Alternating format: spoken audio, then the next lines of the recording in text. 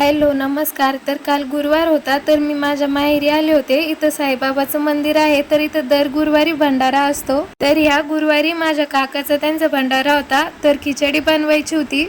तर मी खिचडी बनवत होते। अगोदर सगळं गोबी बटाटे हिरवी मिरची ते सगळं कट करून घेतलं। अद्रक लसूणची पेस्ट केली।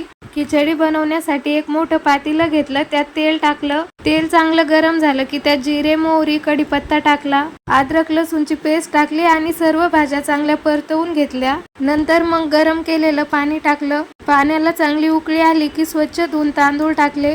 इथे आपली खिचडी तयार आहे। कुठं जायचं प्रिशू? कुठं जायचं? सुकारता घ्यायला? कुठं? मंदिरात।